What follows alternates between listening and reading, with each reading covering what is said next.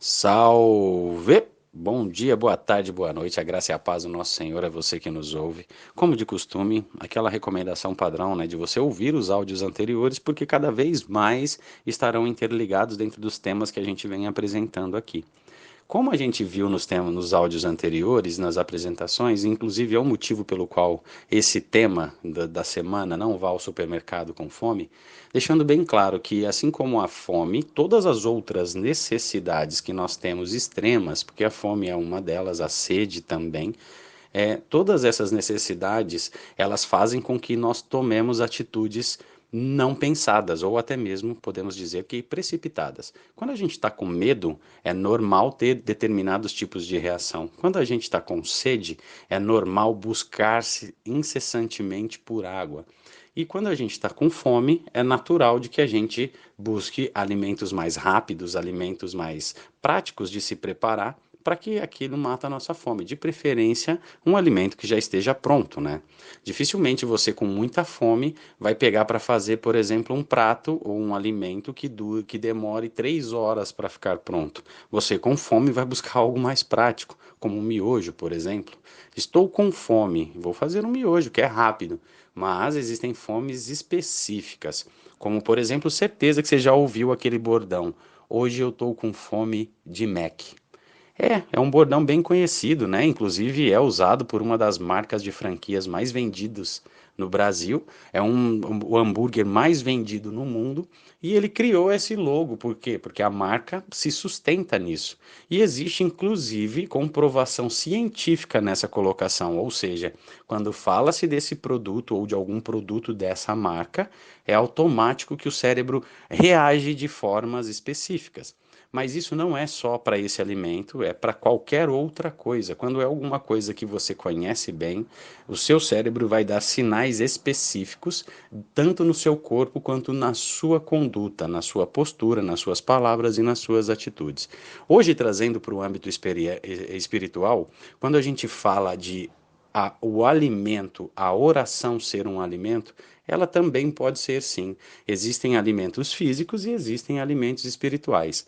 Aonde é um manancial que de alimento e de também de que mata a sede é na palavra, né? A palavra é um manancial inesgotável, é fonte de alimento espiritual inesgotável.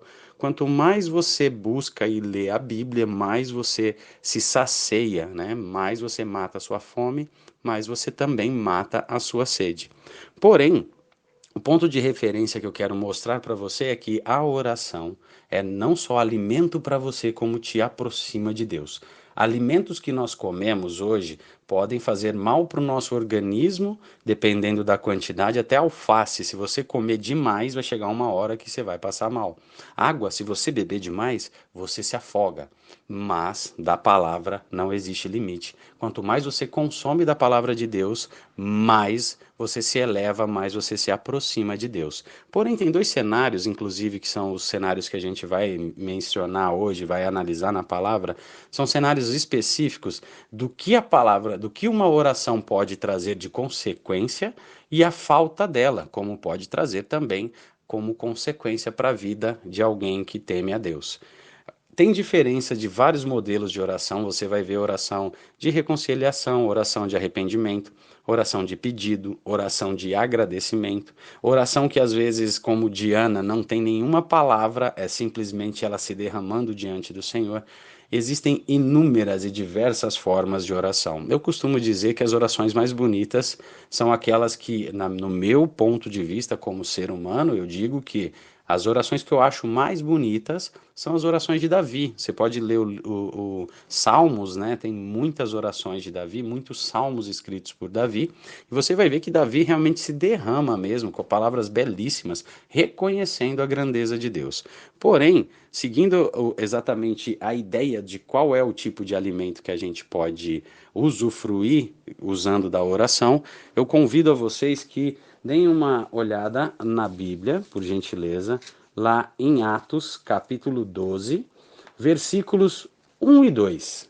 São bem simples, né? É o primeiro ponto, depois a gente vai falar no mesmo capítulo de outros versículos. Que diz o seguinte: Atos, capítulo 12, versículo 1. Nessa ocasião, o rei Herodes prendeu alguns que pertenciam à igreja com a intenção de maltratá-los e mandou matar à espada Tiago, irmão de João. Aqui a gente já vê, né, que tinha alguém no poder que estava com fome de vingança, com sede de sangue, e, no entanto, matou a Tiago, irmão de João. Quando a gente olha alguns versículos para frente, vamos ler agora do versículo 5 até o 8, que diz o seguinte: Pedro então ficou detido na prisão, mas a igreja orava intensamente a Deus por ele. Na noite anterior ao dia em que Herodes iria submetê-lo a julgamento, Pedro estava dormindo entre dois soldados, preso com duas algemas e sentinelas montavam guarda na entrada do cárcere. Repentinamente apareceu um anjo do Senhor e uma luz brilhou na cela. Ele tocou ao lado de Pedro e o acordou. Depressa, levanta-se, disse ele. Então as algemas caíram dos punhos de Pedro. O anjo lhe disse: Vista-se e calce as sandálias. E Pedro assim o fez. Disse ainda mais o anjo: Põe a capa e siga-me. Se você continuar essa leitura, você vai ver que Pedro saiu da prisão. Pedro foi conduzido à liberdade e o anjo o direcionou até onde estavam os demais servos do Senhor, os demais apóstolos. É uma história muito bonita de se ver, mas veja a diferença. Do anjo aparecer para Pedro, deixa bem claro na Bíblia que a igreja orava incessantemente para que Pedro fosse liberto. Já por Tiago, a igreja não orava. Essa é a diferença. Tiago, de certa forma, usando dentro do contexto que nós estamos falando aqui, acabou padecendo e morreu de fome. Agora, Pedro, que recebeu do alimento que os irmãos compartilharam, que os irmãos oraram e colocaram diante do altar do Senhor, consequentemente recebeu a graça maior. O motivo pelo qual os irmãos oravam foi atendido e a necessidade de Pedro foi saciada, a liberdade. Pedro ganha a liberdade porque os irmãos oraram. E Tiago, que não recebeu dessa mesma ceia, dessa mesma oferta, desse mesmo alimento, acabou sucumbindo nas mãos de homens que obedeciam às ordens de Herodes. Veja a diferença. As pessoas podem morrer de fome ou a gente pode orar por elas. A oração é algo poderoso, é algo que nos aproxima de Deus. Quanto mais a gente se derrama, mais a gente coloca diante do altar do Senhor tudo aquilo que a gente tem para pedir, seja em dificuldade, seja em fome, seja em sede, seja em prisões. Pode ser que qualquer coisa esteja nos prendendo ou qualquer coisa esteja nos deixando em situação de dificuldade ou com medo, não importa se é fome, sede ou se é uma prisão, se é um vício, não importa o que esteja diante de nós. Qualquer problema, qualquer desafio, a gente resolve colocando nas mãos do Deus vivo, orando a Ele através de Jesus Cristo. E lembre-se sempre, Jesus é meu mano e também pode ser o seu.